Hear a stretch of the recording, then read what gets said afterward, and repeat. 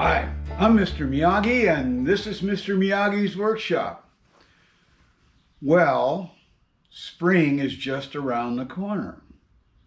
So, what should we do? Maybe we should do some maintenance on our bike so we can get ready for the warm weather riding. So, let's get to it.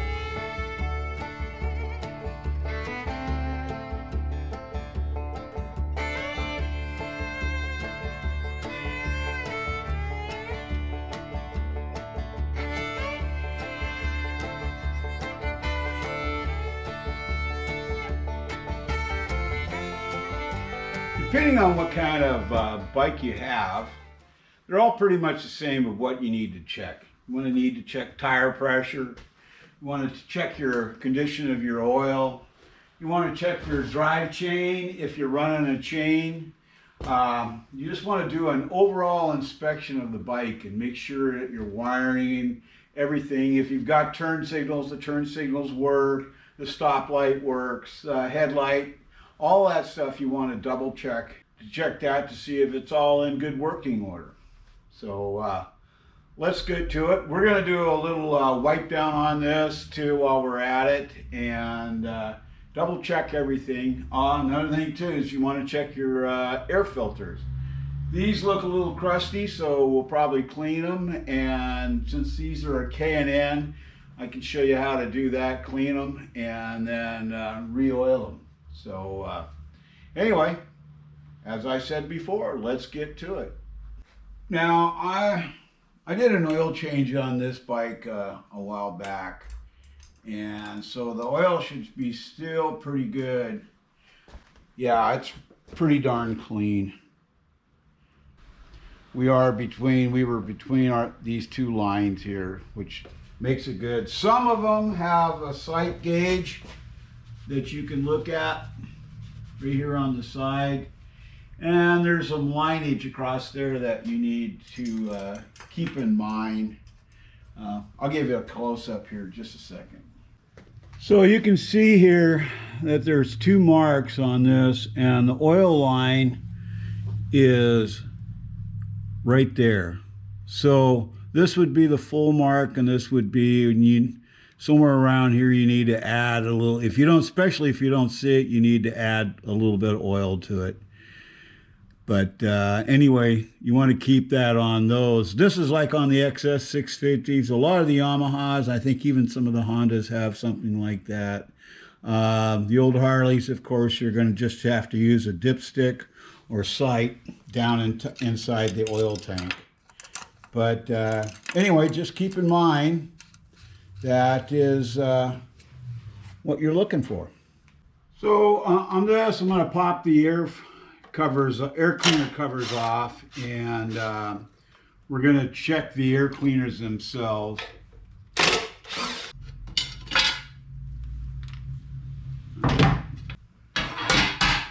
While you're in here, you can also check if you've access to your battery. Where I have it, it's underneath here that I built this. So I'm double checking. I can check my connections on the battery, see if they're tight. That one was a little loose. That's good. Okay, that's okay. So now we can look at these air filters. Now, like this bike here, I tend to ride it a little bit more off-road than a lot of other guys would on their bikes.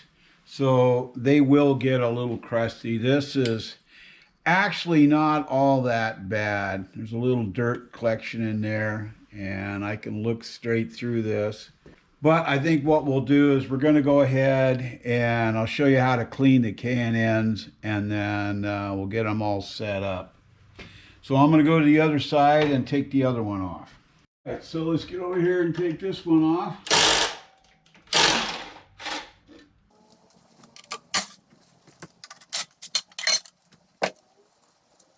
I'm just double checking everything here, what we got going on, whether it's clean, good grounds or whatever, and then we'll pop this off.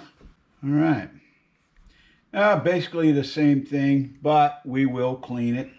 Something else you might want to check too is remove your spark plugs, clean them, and re-gap them. Okay, so we're gonna pop this left side out and check it. Now this bike doesn't have points, it has electronic ignition. This has got an old Pamco ignition system in it. Yeah, it's it could use a cleaning. So we'll pop the other one out on the other side, and then we'll take them over and I'll show you how I clean the plugs off. And let's see how good this one looks. Basically all I've ever done on this one for a while is just fire it up in the shop. They're kind of dirty, but I'll show you how I clean them up, and we'll set the gap on them again. I know there's some guys out there go, oh my God, he's going to use a wire wheel. Well, you can use a wire brush or whatever. I like the wire wheel. Does a nice job of cleaning everything up.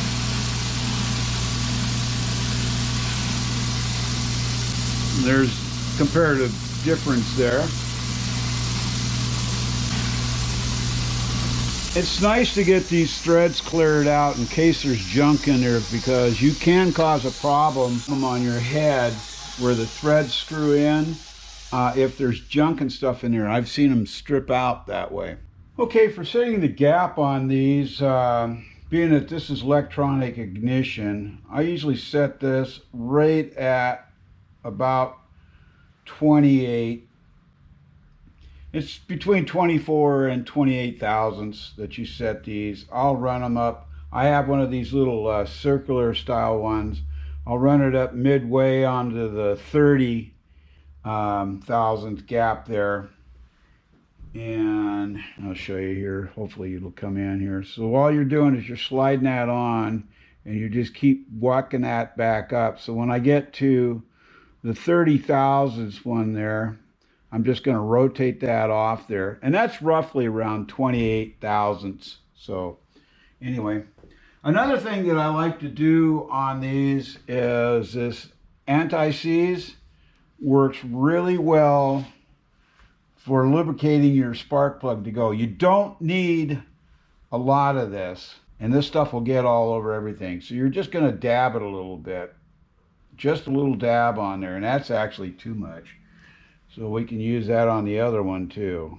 But that just helps the spark plugs and the cylinder, since these are usually have metal inserts in them, or some are even just aluminum threads. It keeps them in good working conditions. And then another thing too is that you also want to check while you're in this area, what's the condition of your spark plug wires, making sure that they're in good working order. So let's go to the other side and put the other spark plug in. The electronic ignition I'm using still maintains a centrifugal advance, and it's a mechanical. So we're going to pop this off and inspect that. So this is your mechanical advance on these, and what those will do will spin and open up. You want to make sure that there's some decent movement in there. Make sure that your clips are all in good shape. The springs look good. And it doesn't hurt to put a little lubricant on there. I use a little bit of silicone. This is just a silicone spray. And you don't need a lot. Let that soak in there a little bit. Make sure you wipe that stuff down. You don't want it flying everywhere. But that just keeps these things working proper. Our spark plug wire back on. Here again, I'm running a different style coil than a lot of you guys do. You may have the stock coils and stuff. This is a upgraded coil, a little hotter spark. With electronic ignition, that's what I do. And we'll take it to the other side and pop the cover off of that and show you that one. So this is basically a Pamco ignition. And see, I've already spotted a problem here. This thing is awful tight. I'm not sure why.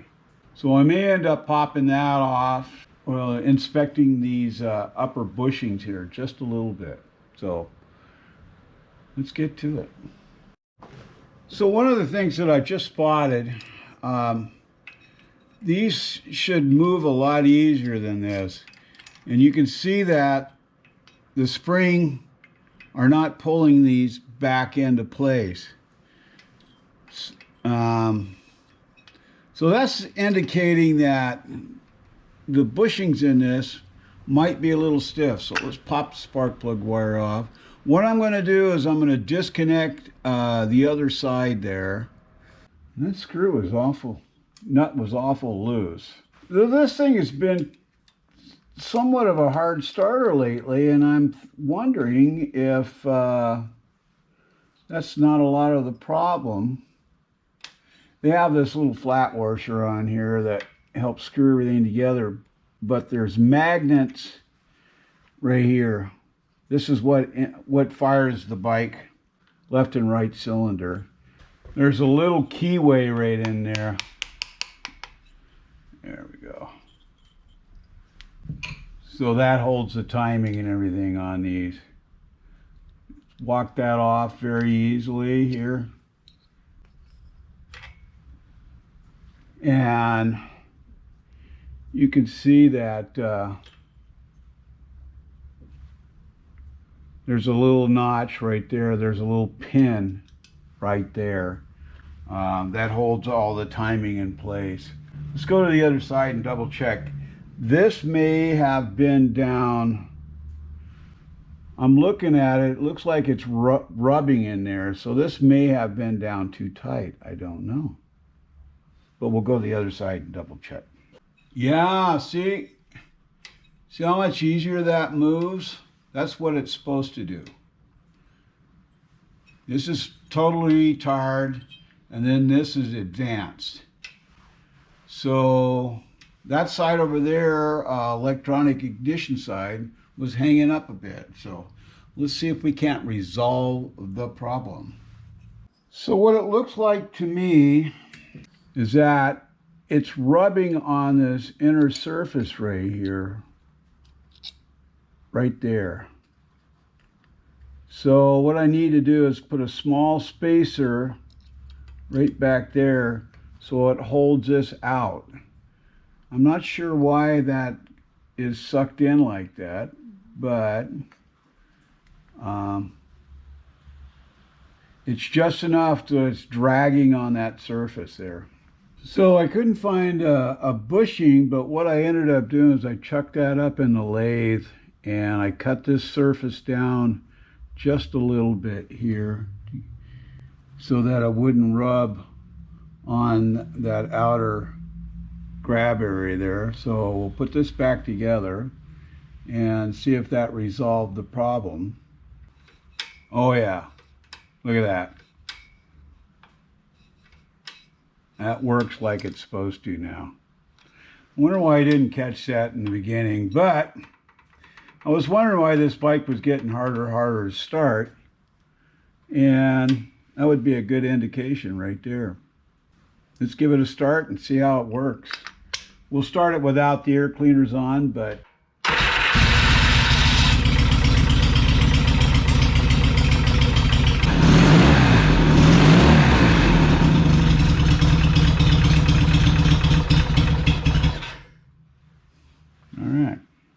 so we're going to check the timing on this.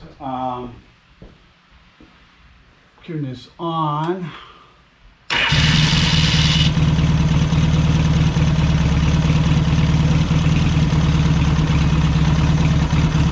And I don't know if you can make that out, but I've already got this mic on the flywheel, the indicating points where it's supposed to be. And it's right on the money. Yeah, she's fine. The carburetor's a little bit gunked up because the bike has sat for a while. I could go through the process of maybe cleaning them up or just riding around a little bit for them to get a load of fuel circulating. That sometimes will help clean them out too. If they still are a bit of a problem, then I'll, like I said, I'll walk through them again. But timing, you can see I've set up my timing marks and everything right here. That all looks good. This is now working like it's, oh, that's hot. That's working like it's supposed to. That's snapping back. So all that's good. I'm glad we caught that. Thanks for being along on that one. I'm going to put this all back together again, and we'll move on. This is also a good time to check your cables and everything. We're going to check to see whether the clutch plates are stuck on this. Now, sometimes when these old Yamahas and the encased oil clutches, sometimes they'll stick together from not being used. And there's a simple way to break them loose, but we'll try them out. But you want to check your clutch adjustment, you know, whether that's working properly. You want to check your brake lights and turn signals and all that. So we can do that right now. We'll check the headlight and everything else out. All right. I got turn signals here. I got turn signals there. And this is this system right here is a Badlands little unit right here. This little unit right in there is a Badlands for the turn signals. What that does is it'll activate these turn signals for about 11 seconds, and then they automatically shut off. Because I know I've seen a lot of people driving down the road with their turn signals on, and the reason for it is they didn't turn them off. So this is a good way. This little unit right here works. They're not cheap, but you know, they're fairly easy to wire into the old system. You need to double check the brakes. We have lights back there, and we have brake lights. Okay, safety check there is done. Oh, one last thing. Yep, horn worked. Nobody ever listens to it, but gotta check the horn. Okay, before we get on to cleaning the air filters, I'm gonna check the chain. I'm also gonna lube my swing arm too. So let me get the stuff for that.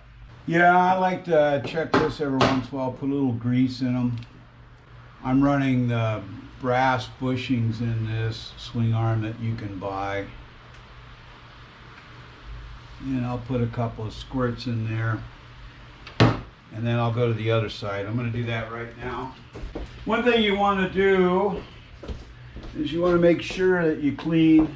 Like I've got on this side over here, I got a little bit of grease on stuff, but you want to wipe that grease down. Now some of these actually have covers that go over those Zerk fittings and protect them.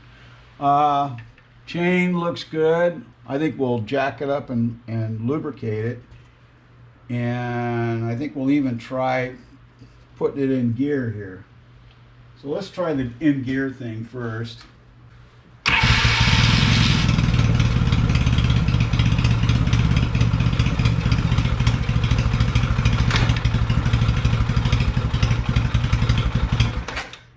Now I put a little center lift on here. I'll show you this. What I've got here. This little center lifting stand. You can get these all over the place. I think even Harbor Freight has something that's similar that's pretty cheap. Basically just for lifting the bike up. You can use it for lifting the front or the rear. And it's nice if you're gonna lube your chain or whatever. I'm gonna wipe this chain down a little bit and then we'll lube it. But I'm just using some carb cleaner here. I'm just gonna spray it on there. And this just helps get the dirt and everything off.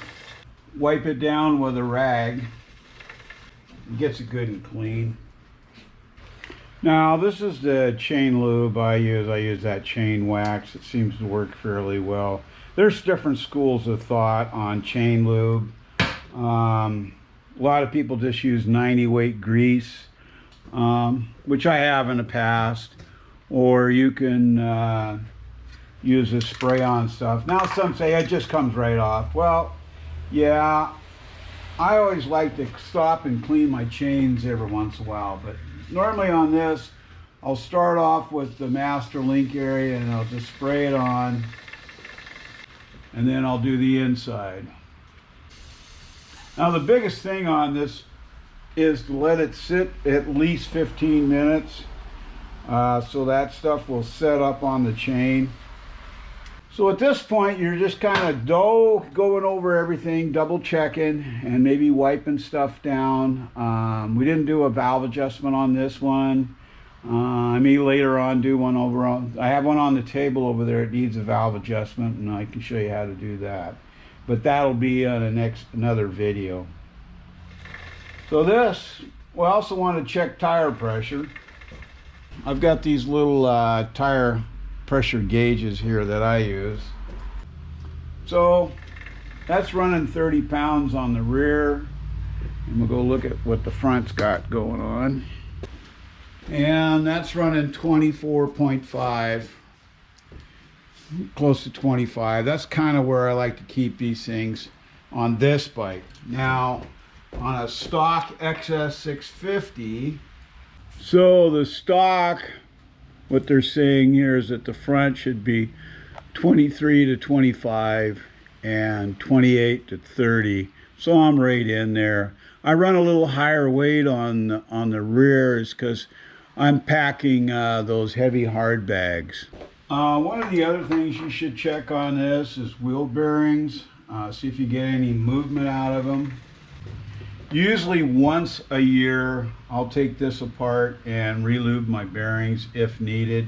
Some of these units come with enclosed bearings. The old Harleys and the old Triumphs have where you have to take them apart and actually literally lube the bearings on them. They're more of a Timken style. But Yamas are pretty much enclosed bearing, but you still need to inspect the area and see how they do it. But you can feel it by the roll of the tire. So let's move on to cleaning those air cleaners. Now, cleaning these is pretty simple. I've got a K&N, what is this? It's called a recharge kit. And it comes with the cleaners. This is a cleaner and the actual spray-on oil. And this works pretty well. I've been happy with the results. This stuff is a little bit on the pricey side, but I tell you, you get a lot of chances to clean these. You don't have to go out and buy new pods all the time.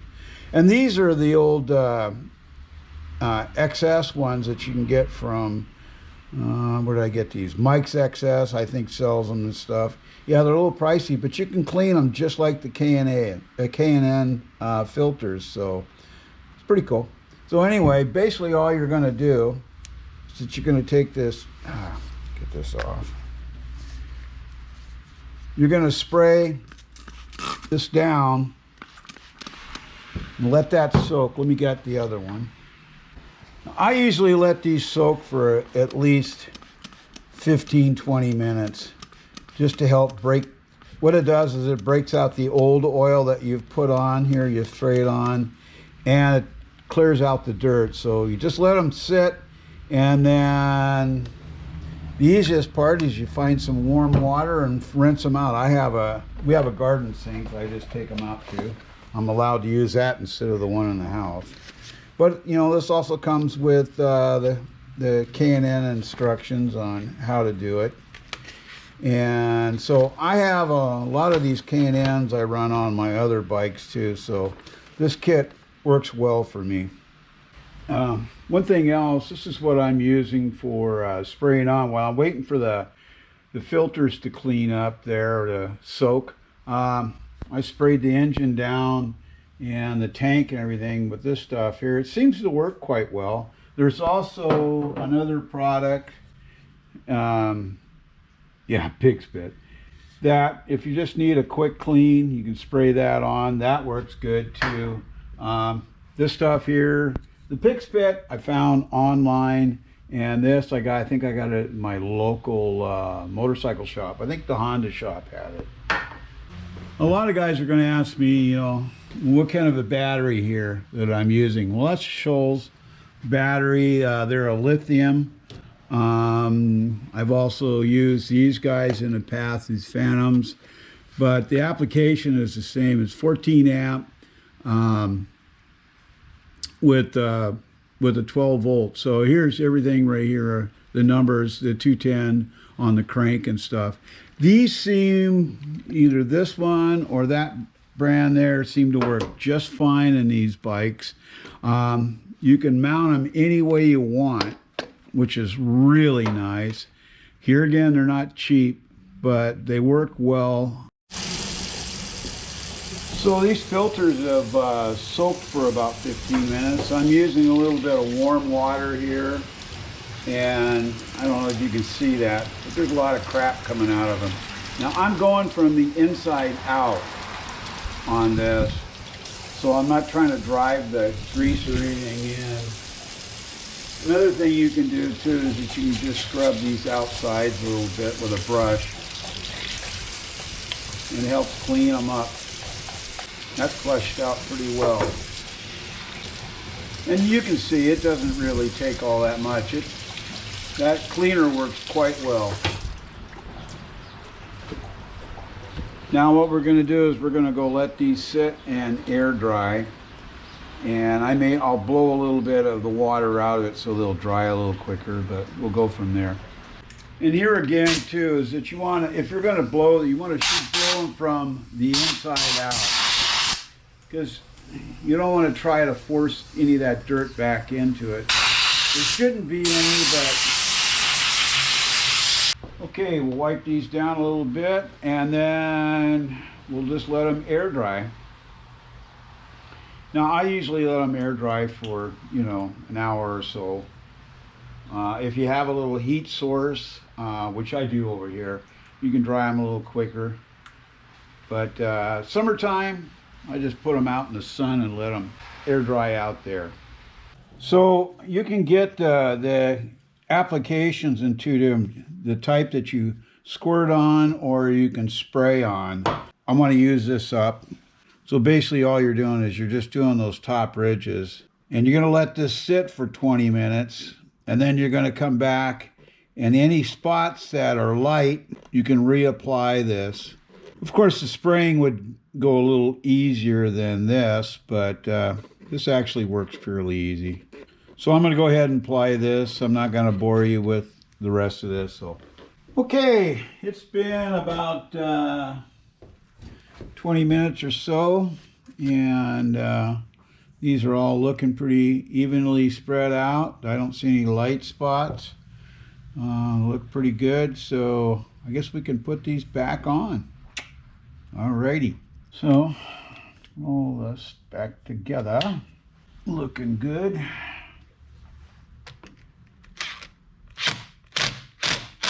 Side cover back on.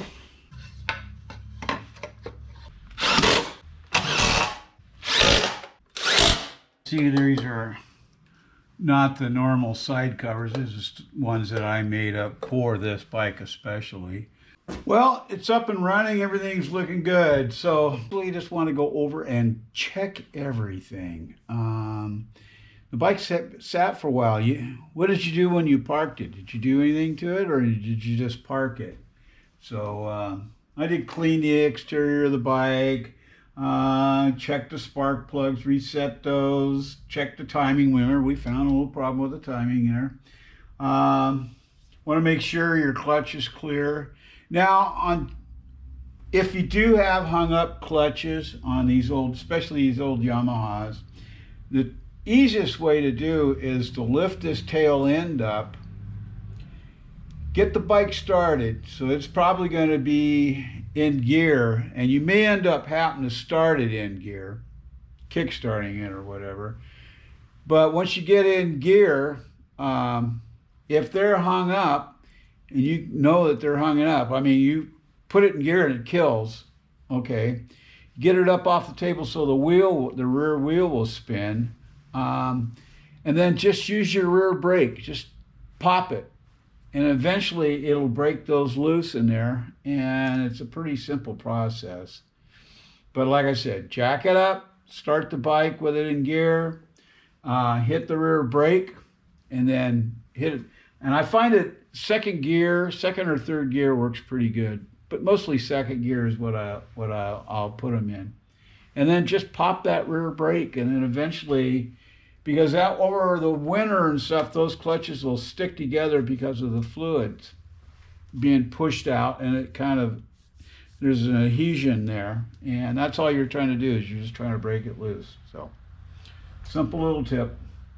But, you know, spark plug wires. If you have points, then you would want to readjust your points, file your points, make sure that everything is working good.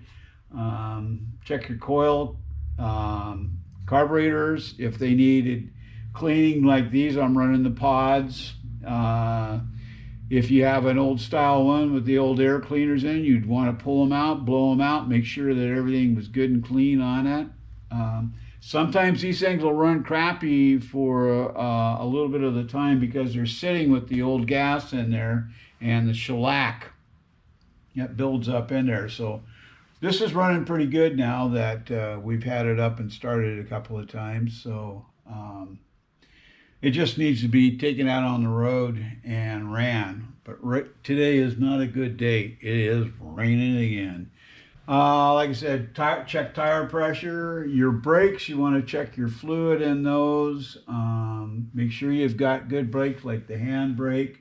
Your clutch cable, your throttle cable, you can lubricate those at this time. If you're running a swing arm, make sure you grease those bushings. You know, just the standard stuff that you would check. You know, look for a leak. If it has a leak, you know, figure out where it's coming from, what's going on. But I know I've forgotten something. And if I have, you can make a comment in the comment section below or put a question there. Or you can send it to my email address at tmiyagi@hotmail.com. But if you've liked this episode, please like, share, and subscribe. And don't forget that ringy dingy button up there for the next episode coming up. So this is Mr. Miyagi saying be safe out there. Hope to see you on the road.